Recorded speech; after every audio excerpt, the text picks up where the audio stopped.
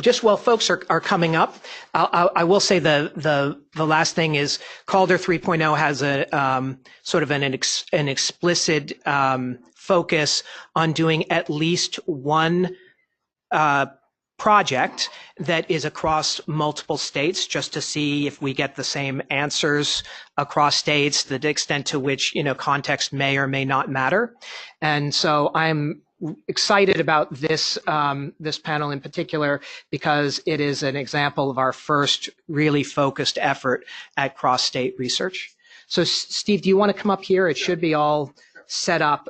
These, if everyone comes up in order, we should just be able to page through the slides and. Yeah. All right, great. Thank you. Thank you for coming, and thanks to Dan and all the AIR people for, again, hosting a great conference. So this is, you see a lot of people have been involved in this paper. It was an exciting, unpredictable process, and I think we didn't know where this was going to go, and people really stepped up and did a lot of hard work. So I appreciate that. There's a growing emphasis on school leadership as central to school improvement efforts, and things have changed at the federal, state, and local level. So there was, initially NCLB, following a lot of experimentation by states. States have talked a lot about, and people all over, about changing licensing requirements to improve the quality of school leadership. I think in both directions, making it stronger, then relaxing it to let more people enter the position. There's been a lot of discussion about principal preparation programs, a lot of interest in principal residency programs, and beginning with all the accountability prior to NCLB and then things that have been done at various states and districts, evaluation and compensation reform to strengthen the incentives for school leaders and teachers and other educators to elevate the quality of instruction. Now, states differ along many dimensions related to principal labor market. States are the main lawmakers with regard to public schooling. These include policies and regulations, school governance structures, and this was something I don't think we had really even thought about going in, but the size and number of districts determines the relative importance of internal versus external labor markets. So are you going to hire a principal who already works in your district, or are you going to need to hire a principal who's been working in a different district? Education and spending and salary levels differ by states, as well as student demographics.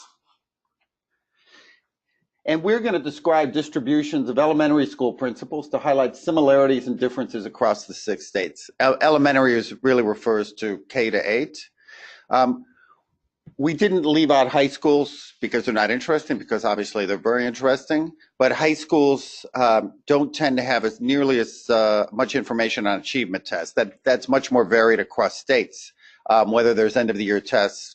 I think all the states have high school exit exams, but states differ a lot in how much information there is on testing in high school, and we wanted that to be an important part of what we were doing, to be able to look at annual achievement and achievement growth. Our 6 states are Georgia, Massachusetts, Missouri, North Carolina, Texas, and Washington. They're not representative. These are the CALDER states where, we have working relationships with the states and a lot of experience working with these data sets. But the states, they differ along important dimensions. And illustration of these differences provide a foundation for further inquiry on a range of factors that affect school leadership. We don't attempt to measure and compare principal effectiveness or the effects of specific policies. So whether a principal has a graduate, postgraduate degree, whether a particular type of experience is required before entering a principal position, like time as an assistant principal, a specific number of years as a teacher. States use different tests, and they don't support direct comparisons. And our work is with those state tests. The National Assessment of Education Project progress results illustrate achievement differences, but those don't tell you how much of that is due to differences in school quality.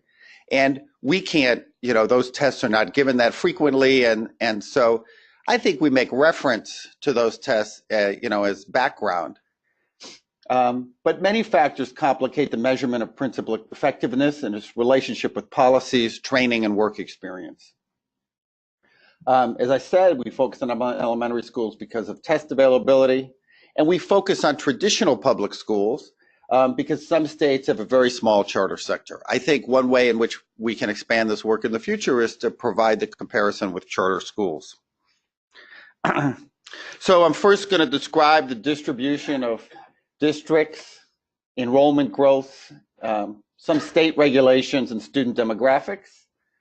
We'll describe experience and tenure distributions by demographic composition of principals.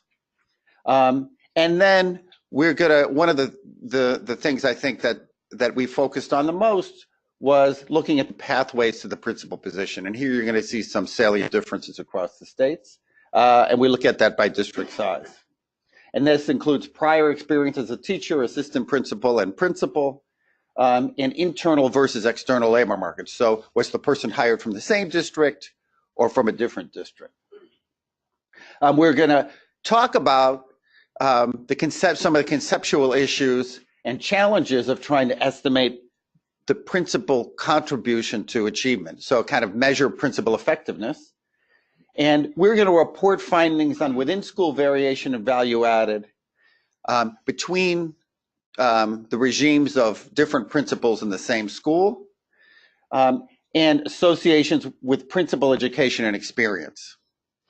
But we're not interpreting them as measuring either. These are the differences between principals that we observe, on average in Texas, and we're not interpreting them as, well, if we see more principals with more experience and the school value added is higher, that's a causal estimate of the return to experience. These are rather, we are describing how value added varies within schools in these different states as laying a kind of foundation for additional work. We're going to then, at the end, I'll summarize findings and consider some implications for policy. So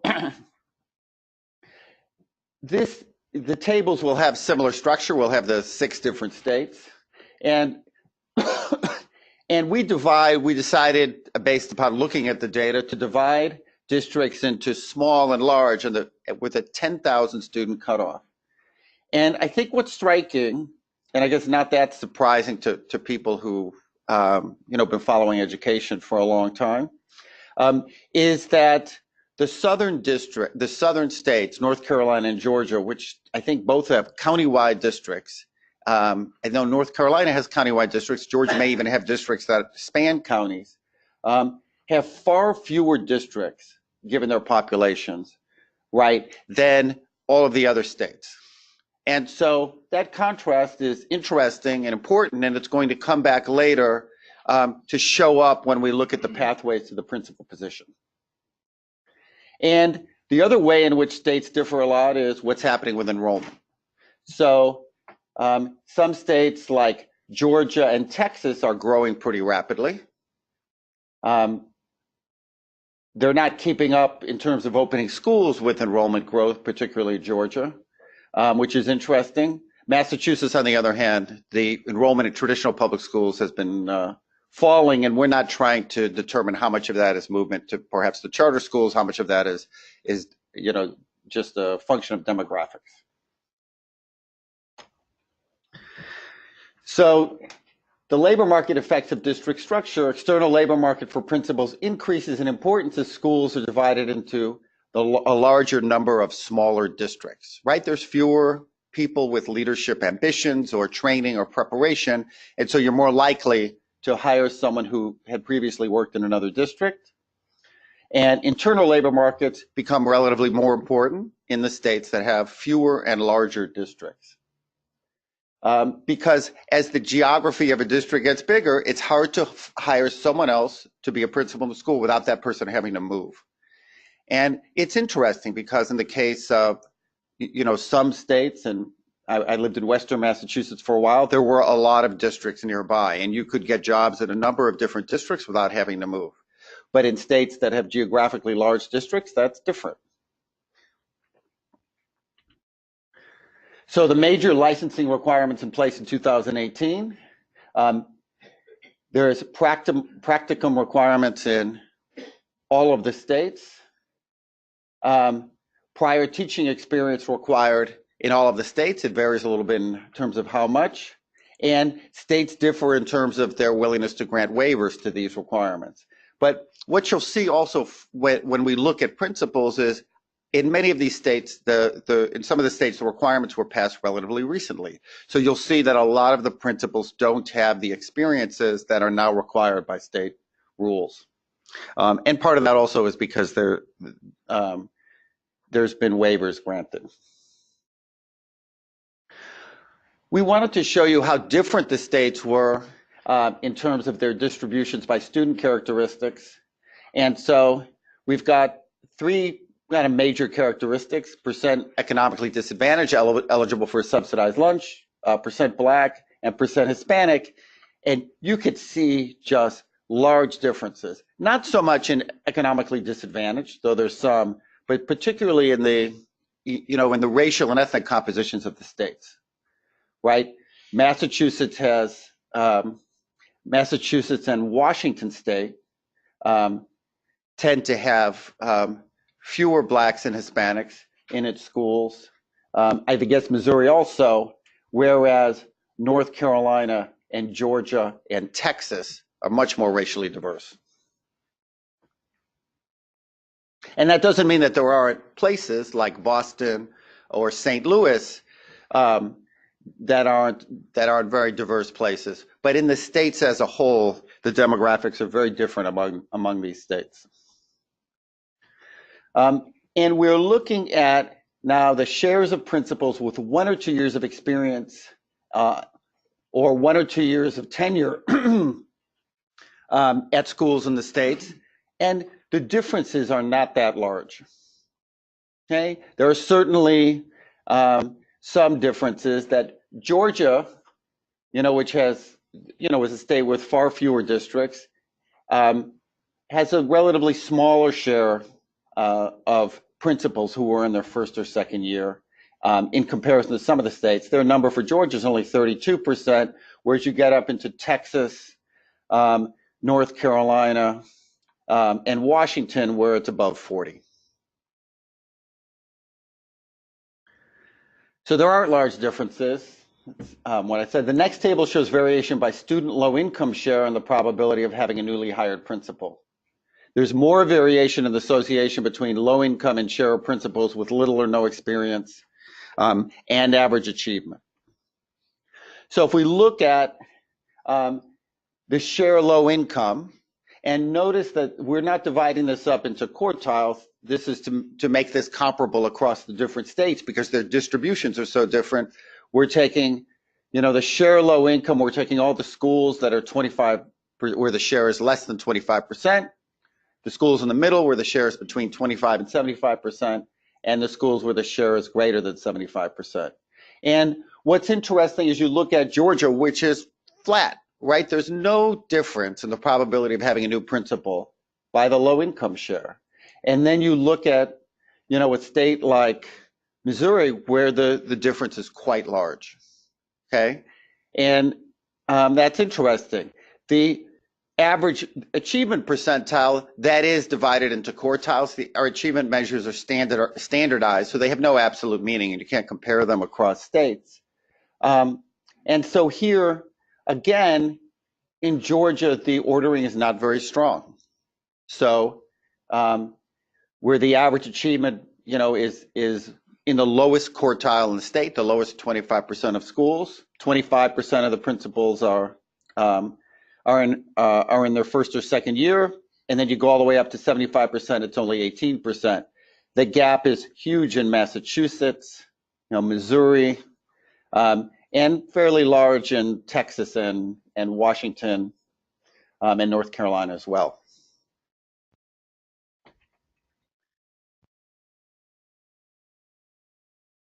So there are striking differences in teaching and prior administrative experience, and this is what this notion of the pathways to the principal position. Differences in the probabilities of not having taught in the state public schools and not having served as an assistant principal prior to becoming a principal. And there's also large differences in the probabilities of having previously worked in the same school or in the same district. And in part, these differences reflect the structure of districts and states. So if you look first, the probability a principal has no teaching experience in the state public schools. You look at Texas, almost no principals haven't taught. Oh, I shouldn't say it like that. Almost all the principals have taught in the Texas public schools, right? Where you go, and that doesn't matter whether they're in a large district or a small district. And you go to Massachusetts, and about a fifth of them haven't taught in the traditional public schools in the state of Massachusetts. The differences are even larger in terms of the probability of having served as an assistant principal prior to becoming a principal. So you look at Massachusetts, almost 2/3 of the principals have no assistant principal experience. You go down to North Carolina, it's less than 20%. 10% in the large districts. Texas, less than 10% of principals in large districts didn't serve as assistant principals. So the pipeline to the principal position is really different across these states. Now, we're not saying anything here about whether this is good or bad. And the states have evolved this way probably over long periods of time. But I think that these are the kinds of issues that the cross-state comparisons illuminate and are probably worthy of consideration in greater depth. So this one is colorful, and there's a lot of bars. And so there's 6 sets of bars corresponding to the 6 states. And this is the distribution of teaching and assistant principal experience. And I'm going to go through one state. Let me go through Texas because it's nice and big and here. So the blue is you got your experience in the same school. The orange is the same district but not the same school. And the gray is only the other district. So there's 2 things to see, I think, right off. The left bar is the fraction who were assistant principals. And that is North Carolina and Texas are really outliers because over 85% of the principals previously served as assistant principals. And what's interesting about those states is in Texas, they're slightly more likely to have worked in the same school.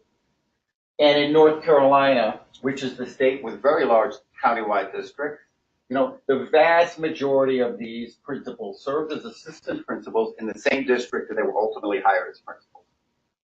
Okay? Now you go to a very different kind of state, which is Massachusetts. So Massachusetts, only 38% of principals previously served as assistant principals, and not quite half, maybe 40% of those were assistant principals in a different district. And that corresponds to the Massachusetts structure, which has a much larger number of smaller districts. And you see in Massachusetts, the second bar is among principals who, this is the fraction, 45% of all principals had teaching experience, kind of evenly divided almost between other district, same district, other school, and same school. And 17% had neither teaching nor assistant principal experience.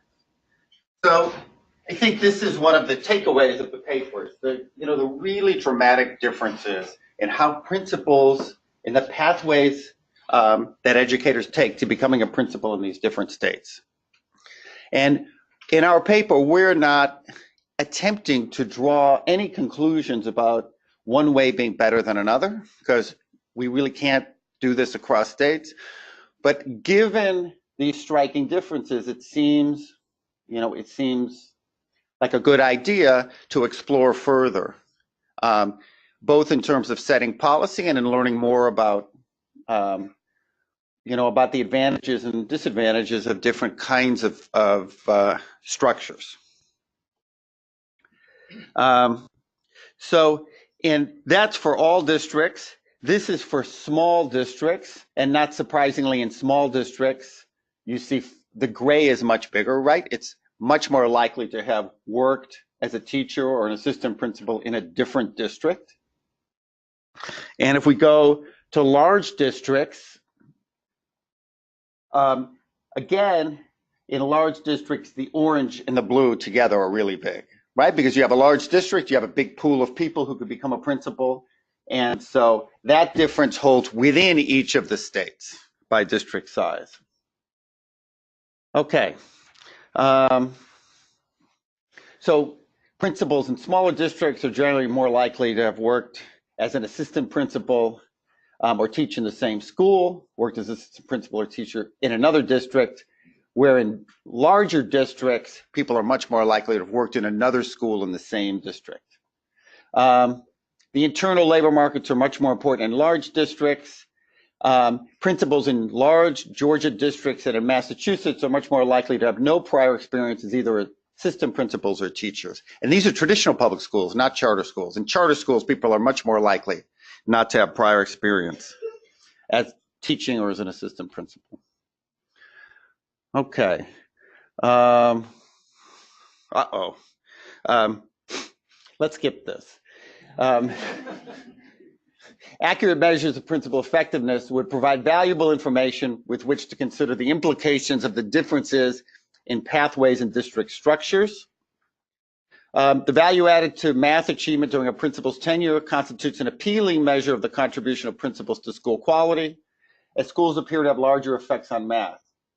But it's not so easy to measure the effects of principals. When you have teachers, right, you can compare 3 different teachers teaching at the same time, the same grade, in the same school.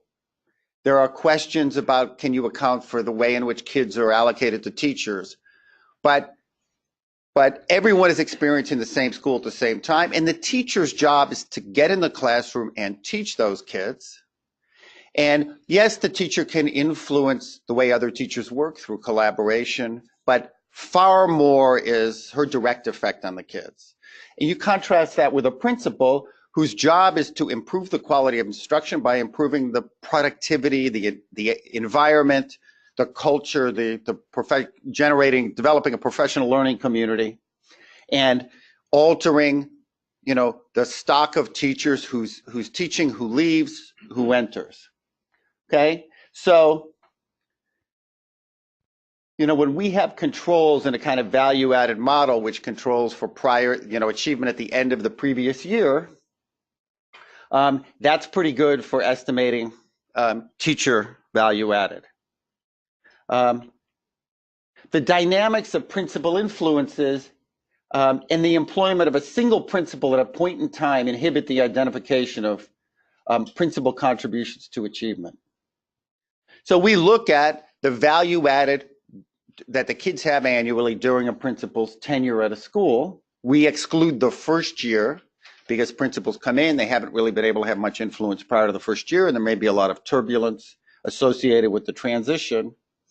And we include the final year because there's evidence that in the final year, the educators in the school know the principal's leaving, so things get worse a little bit on average. We control for prior achievement in a similar way to what we do in looking at teachers, but there are challenges left. You can't compare the principal to another principal in the same school at the same time because there's only one principal in that school. And therefore, what we do is we account for differences that are fixed across schools by focusing on differences in principals within the same school who lead the school at different times. But all the changes in schools that happen over time, we're not able to control for, that are outside of the principal's control. But the bigger issue with principals is the principal's actions affect the future quality of education in the school. So when the principal hires very poorly for 3 or 4 years, and then she leaves, the new principal comes in, and they're stuck with a not very good set of teachers. And things are not going to go well for them, and they're going to have a lot of work to try to recover. And so in contrast to teachers, who we really think of having their teachers' work affects the future, but you can kind of control for that by looking at how much they raise test scores during the year.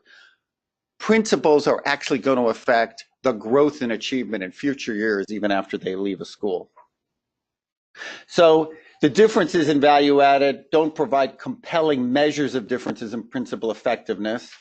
They reflect those differences, but also the influences of other school factors, including the influences of previous principals. So we're going to provide this information and take a look at how, the kind of variation there is across school and association with particular characteristics.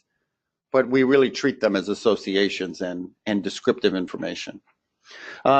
There's also random shocks, test measurement error that inflates the variation within schools. We haven't addressed that yet. We're working on developing an appropriate strategy to do that. Okay, so we have two sets of results.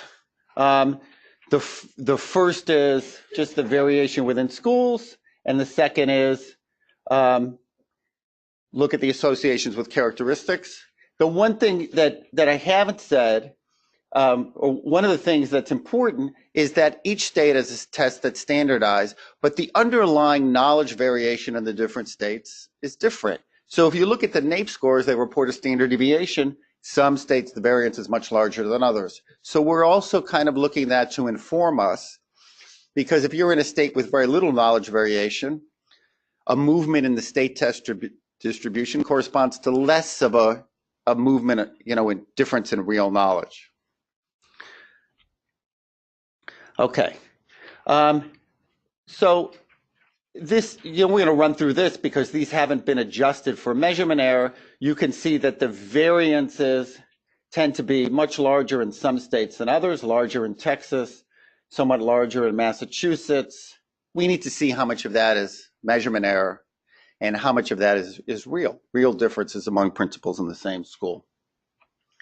I'm going to go through, there's little or no evidence of systematic differences by principal experience, tenure, or educational attainment in, the value-added differences within a school. Now, as I said earlier, we're not getting good measures of principal effectiveness, but it would seem to be the case that if there were large differences across tenure or experience, or whether you have a postgraduate degree, you would observe those in these regressions. And the fact that we don't observe those at all, I think, is informative. Okay, let me summarize. Our comparisons of 6 states illuminate institutional differences and differences in teaching and administrative experiences. The structure of districts influence the relative importance of internal versus external labor markets. States differ dramatically in the share of principals with assistant principal experience. There are also substantial differences in the shares of principals without teaching experience in a state public school. Within states, we observe differences by district size between the hiring of internal and external candidates, but in some cases they are not as large as might be expected given the district structures in the states. There is also meaningful variation in the concentration of less experienced principals in high poverty and low achievement schools.